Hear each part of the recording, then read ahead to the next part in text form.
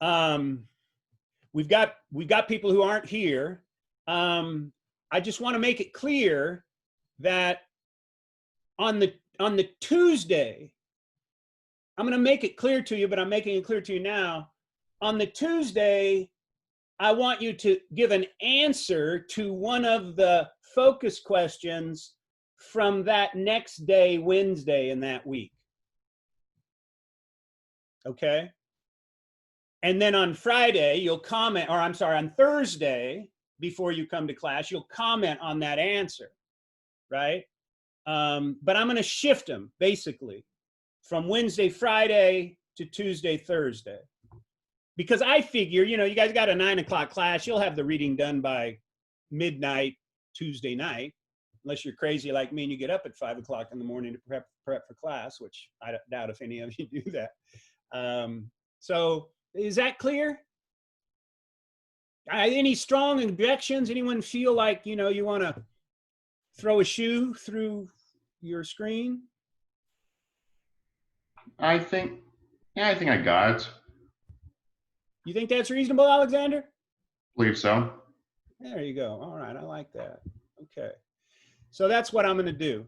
By the way, I just realized I hadn't been recording this until about 3 minutes ago. So, all right. Yeah, I thought that light was new. Okay. All right. Okay, now I'll just kind of open it up and say, okay, are there any other kind of bookkeeping questions before we try to do some work?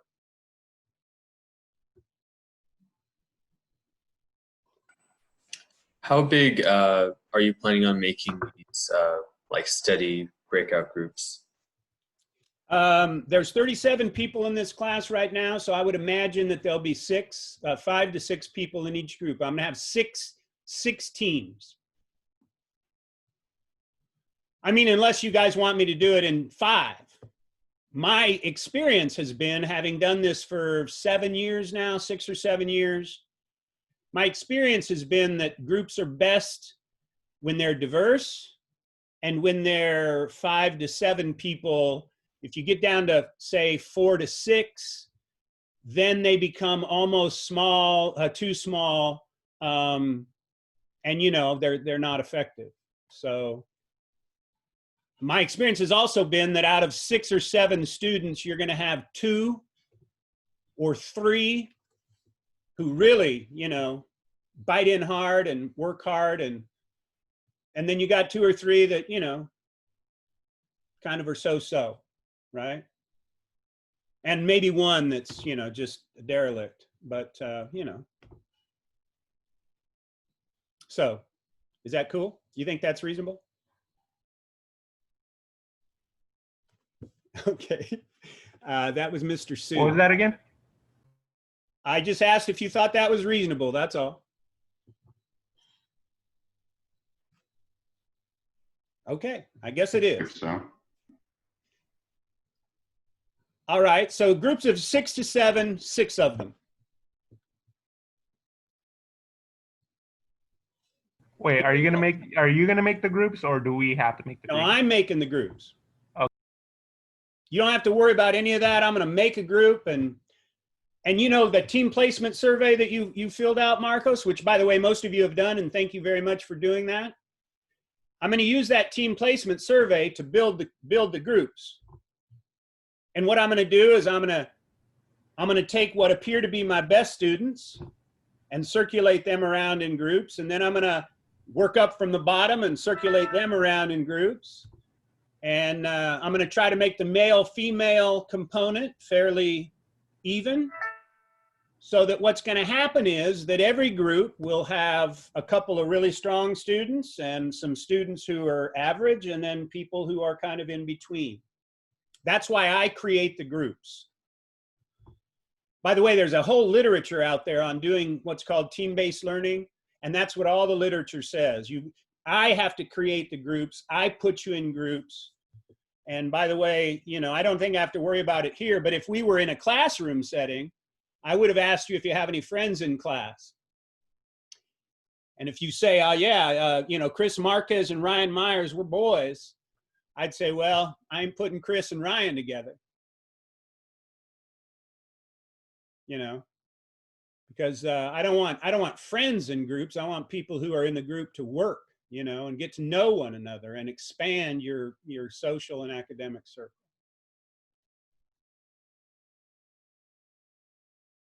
All right, any other questions?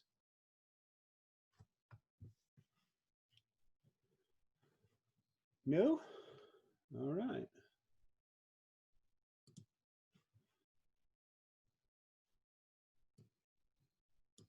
All right, you ready to work? Ready to rock and roll? Let's find out. Yes, sir. All right. So, should I call on people or should I let you speak up? That's kind of a weird question, isn't it? Let's see how it goes. All right, question number one is, what do you gather from this introduction about national consciousness? What is it? And what is it not?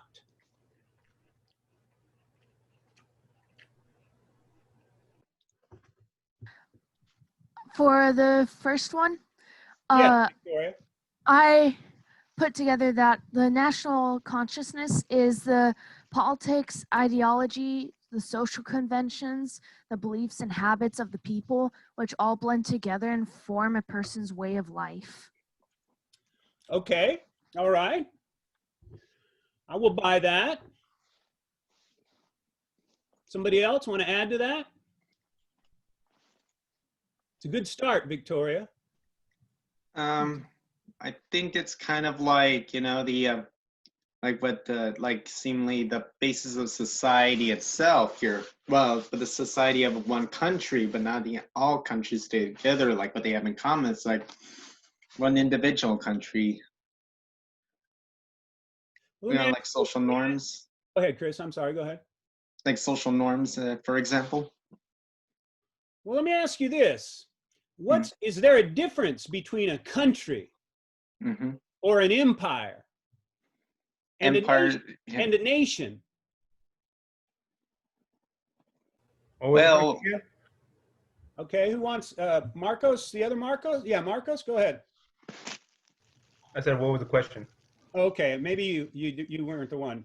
The question is the notion of national consciousness. You know, what is a nation?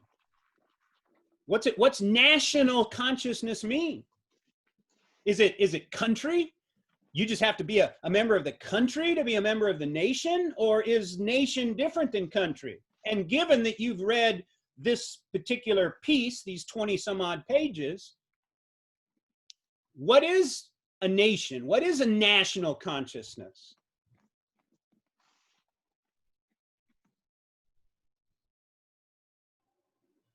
Is it like a shared identity in your nation and in your country? Like you have the thing in common and that's your country that you belong to?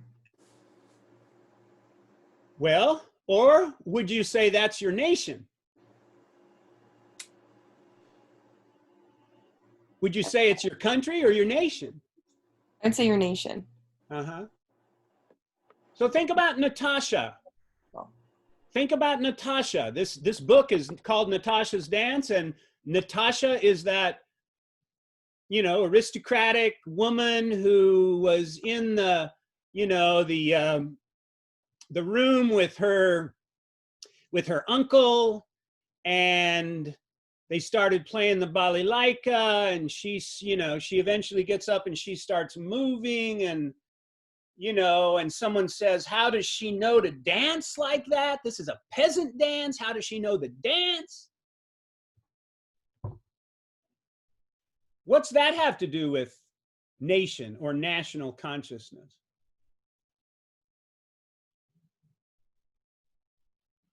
By the way, how many of you watched that video? Everybody? I did. I watched it a couple of times. It's pretty cool. I love that Yeah. video. Yeah. It's very cool. Well, we're still trying to figure out what national consciousness is. Might it relate to the culture and the like thought, or like would you say that in this case it would pertain to the culture of the people more than maybe like political national boundaries? I would say yes. It's very much about culture, and yet Victoria, I think she's the one who spoke up first. She did speak about how national consciousness is built by, you know, the people, the culture, but it's also influenced by the politics, by the economics, right? By trade and by, you know, life ways, right? Okay. But Figus is arguing that this book is really about national consciousness. It's about what? When he says it's about national consciousness, what does he mean? Chris, Marquez, did you want to say something? No, I was gonna say something like you were gonna say, like how you said about the identity part earlier, like how this is a class on Russia, like we've how much it has changed through the past century or so. Okay, Chris, you actually introduced a good word, and that's the word identity, right? National Yes. consciousness is identity. In fact, in this country, we've become all too aware of identity politics, right? And of course, the people on the right want to accuse the people on the left of engaging in identity politics. Interestingly, the people on the right don't realize they're engaging in identity politics when they identify as white or male. It's a bit back. It's a bit back and forth. It's a bit back and forth between them. Like yeah, I don't like to get political. I don't like to get political when it comes to modern day politics. It's a mess anyway. So it's a mess anyway, and either way it's like trying to pet two. It's like trying to pet two dogs, okay? And they're both about to bite you. Which would you rather pet, the small one or the big one? Either way, you're gonna get bit. Okay, well, Chris, you can avoid politics if you want to, but this class won't. And national consciousness is always about politics. And whether someone wants to talk about it or not, or think about it or not, or engage in the controversy that might surround it, I just want to be clear that in a sense, this class is all about identity. And it's about the question of what does it mean to be a Russian?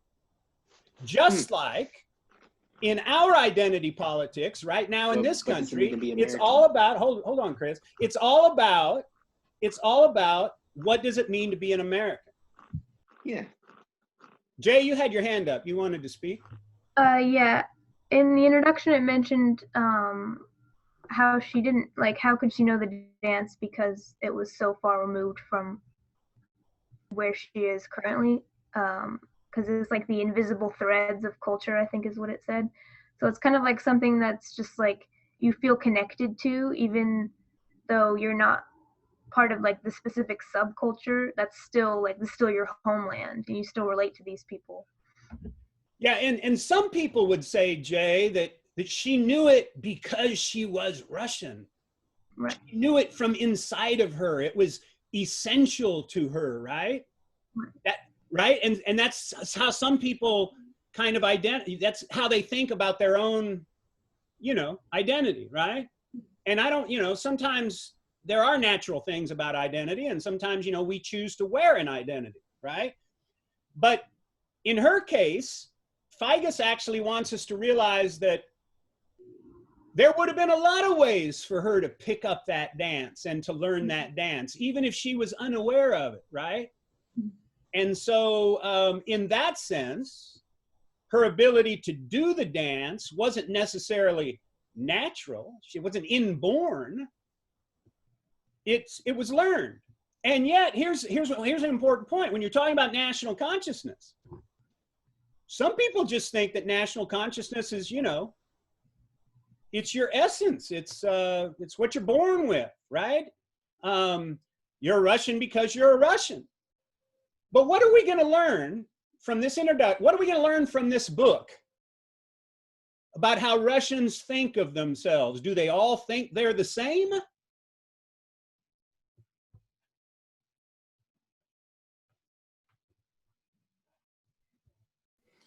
Obviously I, not, because there are social statuses there still. So some people Speak have up, higher Lily. ranks. Louder. So there is still social status. So some people have a higher rank, and like you said with the peasantry, you know, some people obviously think they might be higher than others. Okay. All right. Anybody else? What I gathered was that it was at the same time a shared identity, but also differing identities that were kind of sparsely strewn about the entire country. That kind of all bound together into one identity, but there were different types of Russians. Okay. Yep. Now- I mean, Yeah, go ahead, Chris. like, I mean, I'm not sure. My most of my knowledge of Russia comes like seemingly after the Civil War, mostly around the time of the Soviet Union. Like they merged with the various other their neighbors like Ukraine, Belarus. Like they this kind of had these differing cultures. Are similar. They're Slavic nations, but their languages are similar and their cultures are similar. But if you look closely, there's distinct differences between them. And by the way, they may not have called themselves Russians. They may have called themselves Soviets. Yes. Yeah. So that's another identity, right? Now I want to be careful about something. I'm not arguing that that identity is all that matters. I'm saying identity is shaped, and I'm saying that two different Russian people could have two very different conceptions of what it means to be Russian. So for instance, Peter the Great, he would think that a good Russian is a European Russian. And he wanted to Europeanize the Russians and turn them into Europeans, right? Others would think that Muscovy, ancient Moscow, that's most Russian, right? So in the introduction, you were exposed to the so-called Slavophiles and the Westernizers. Those are two different ways of conceptualizing what it means to be Russian. Slavophiles think, you know, they think, for instance, that ancient Muscovite Orthodox Christianity and the village and the peasants, those are the people who are the true Russians, Jay. The true Russians, right? Naturally, right? And by the way, they would politically align against Westernizers. Westernizers, on the other hand, would say, no, Russia's been too backwards for too long, and we want to be Europeans, right? Now there's a third option, and this is a very interesting one, because the other option is for them to be Asiatic. And interestingly, right now in Russia, Putin and his regime are, in many respects, calling themselves Asiatics, right? They've kind of drawn closer to their Asian kind of roots, as it were. They don't want to be part of Europe. They don't like Europe, right? And so the only point that I'm trying to make is that national consciousness is real, but it's flexible. And the story we're going to be looking into in this course, over the course of this course, is how the question, what does it mean to be Russian, is actually answered differently by a lot of different people, but it's always associated with culture and politics and what the literary figures were writing and the philosophers were saying and the church is doing. And so I don't expect you today to know what it means to be Russian. I just want you, after you've read this introduction, to realize that Figes is arguing that Russian national consciousness is something that's changed over time and it's influenced by a lot of different factors. And what we're going to be looking into in this book is we're going to be looking into what that meant for different Russians, okay? So when I assign you an introduction like this, which of course I won't do again because this is the only introduction to the book, I'm trying to get you to think about the book, right? And let me just add that the value of that, the value of actually having questions in your mind that aren't answered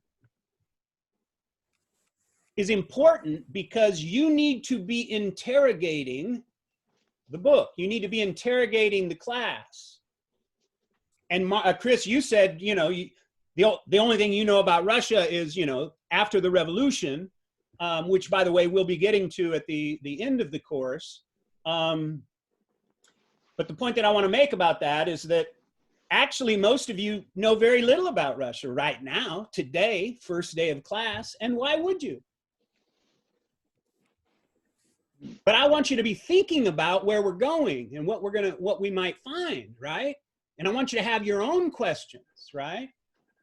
And that's the nature of using focus questions, okay? So when Figes mentions in question number 3, fictive images of Russia's nationhood,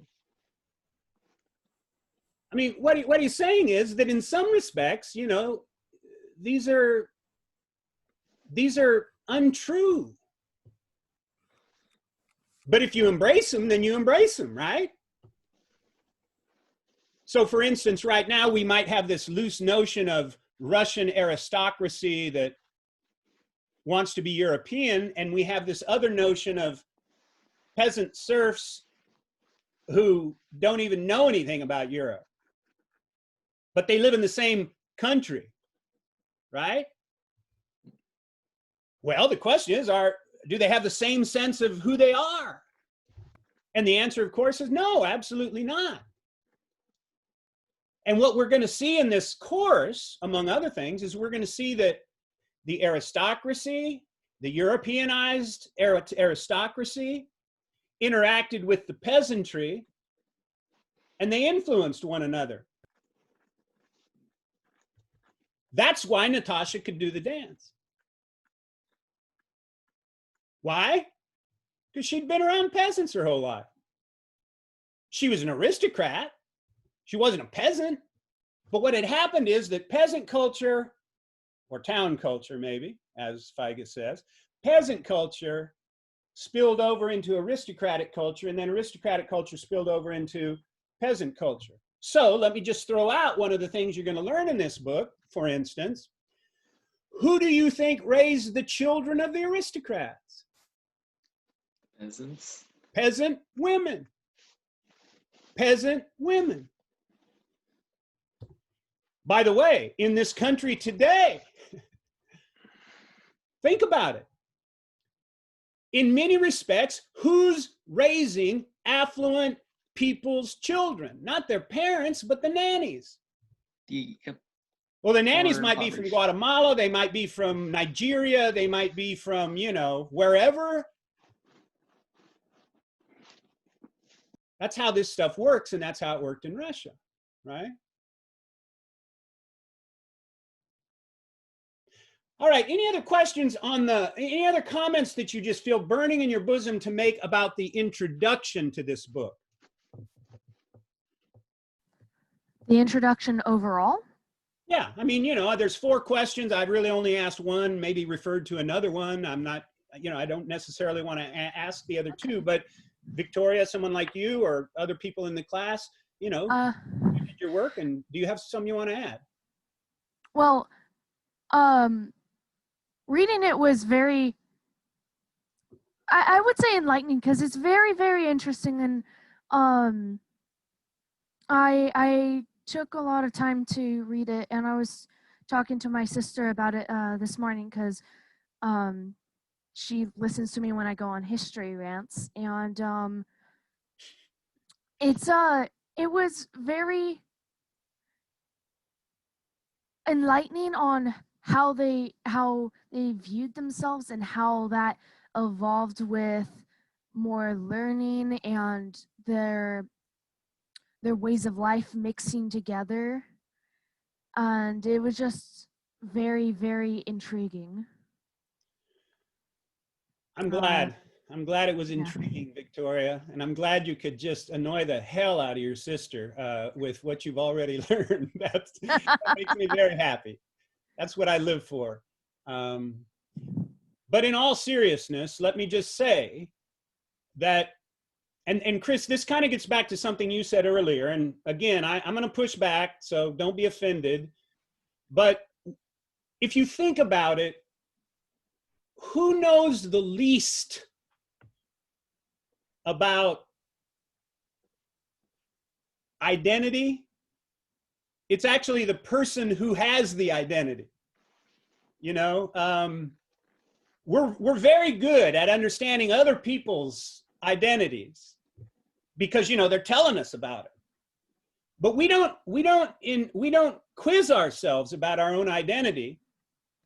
And in fact, there's good evidence to argue that that we really don't pay all that much attention to it at all, right? And we'll talk more about that. But in that sense, nationality or national consciousness is in many respects almost unconscious.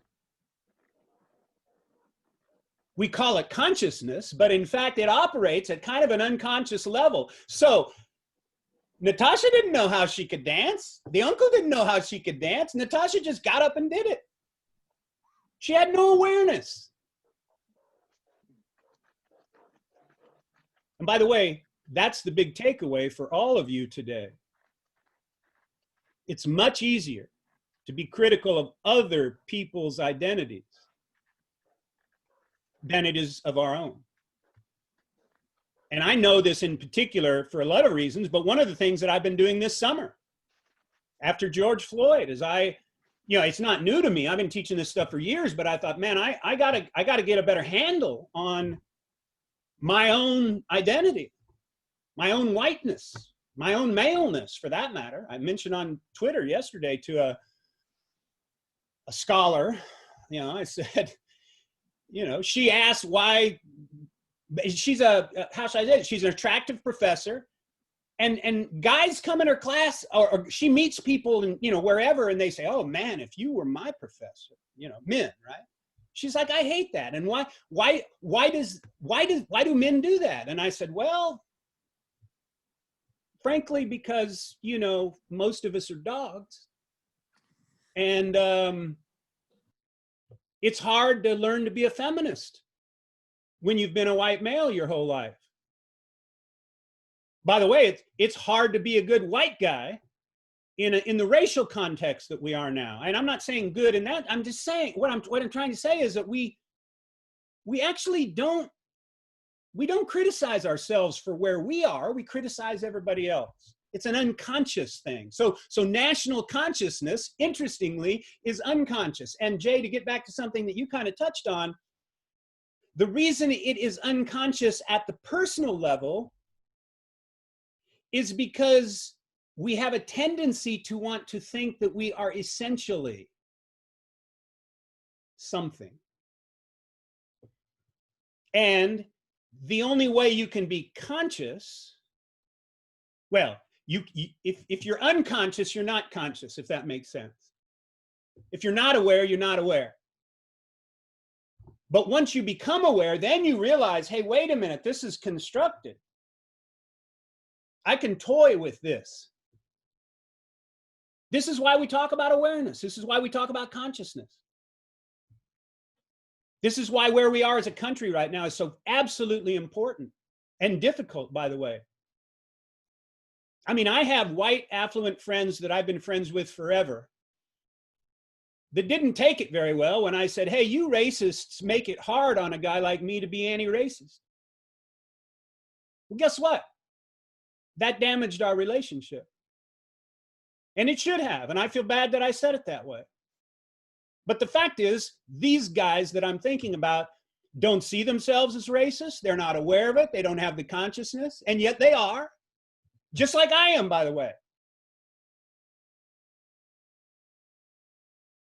Now, I try not to engage in racist behavior, but are you kidding me? A white guy, 58, raised like I was, not having some racist baggage? Nah, ain't gonna happen. So, consciousness, national consciousness. I don't expect you to know what Russians think of themselves right now. I just want you to be aware that the national consciousness part of it is a very important part of the process. Now, another reason why I want to do the groups is so that we don't get bogged down. We need to be much more efficient, right, than we were today, but today's the first day. But you know, we're generally not going to have 8 questions. We're going to have 4 questions or 3 questions. So it's going to be easier to get through them. But the amount of reading will be similar, and the amount of information will be similar. And let me just say that you guys need to evaluate the value of this course, not by what you've come to know today, but what you'll know 15 weeks from now. And everything works together. The teamwork works together. The gaining of knowledge over time works together.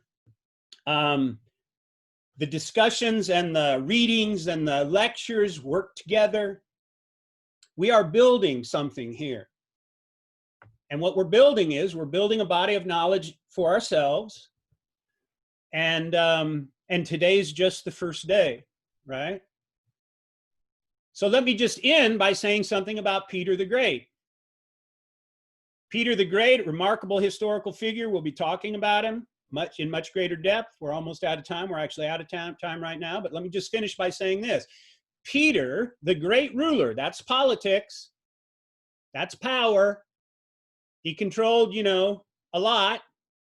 The great ruler decides, I hate Moscow. I hate ancient Muscovite culture. I want Russia to be European, so I'm going to build a city. It's going to be a European city. I'm going to require the aristocrats to live there. They're going to build European buildings and European palaces, and I'm going to make them wear breeches instead of caftans. I'm going to make them shave their beards. They're going to learn French. That's going to be the official language. I want you to see that that's politics in a Russian context. And it's power. And it's Peter saying, I'm going to change the nature of these people. I'm going to make them Europeans. And by the way, he meant make them Europeans. Problem is, it didn't work. Or it worked only so well, or it worked only with a fragment of the population. Because there are all other kinds of ways to conceptualize one's self as a Russian, right? Yep. All right. So are there any questions? We're going to have to stop now. We didn't answer the questions here, and that's fine with me because I know you've answered them, and I know we have plenty of time to make sure that they get answered. Chris Marquez. Yeah, like how you're talking about Peter the Great. Yeah, I mean, he named the city after himself. Yeah, St. Petersburg. And that was served as the capital of Russia for almost 200 years. And then the Soviets moved, then Lenin moved it back to Moscow, and then he renamed the city after himself, or Stalin renamed the city after Lenin. Yeah. And then that it was changed to Petrograd because it still meant the same thing, like Peter's City. And then it got changed back to St. Petersburg after 1991. Okay. So city has interesting history. Yeah, I'll say I spent my whole life working on a PhD. That's how interesting it was to me. Yeah, very interesting stuff. All right, so let me finish by just throwing out some reminders. I'll be putting you into teams. I'll be talking with you. Keep your eyes peeled for announcements this weekend. I'll be putting up an intro video lecture that's not up yet. And we're going to meet again on Monday. Okay. By the way, let me just say that I intend every Monday to kind of put something up, just reminding everybody what we have to do for the week, right? Because it's virtual. I don't get to see you guys face to face. So I'll be doing that kind of thing as well. All right. Listen, I appreciate you guys showing up. I really do appreciate it. It was a good day of class for me. I hope it was good for you. I wish you all a good weekend. If you get out in public, wear your damn masks. Stay 6 feet apart. Don't be dumbass college students, all right? Be smart-ass college students. We need to get this pandemic under control, and you guys are very important in that, all right? All right, as the Russians would say, do svidaniya. That means until the next time, okay? One quick question. Yeah. Do we have a discussion for this week, or I remember you saying you're changing dates days around? So I'm gonna leave Friday, today's discussion and Monday's discussion just like they are, but then I'm gonna change it starting next Wednesday. Okay. So you'll have one tonight, one Monday, one Tuesday, then one Thursday, and then from then on it'll be Tuesday and Thursday. Fair enough, Okay. Alexander? Yes. All right. Thanks for that question. I really appreciate it. You're welcome. My pleasure. All right. We'll see you guys.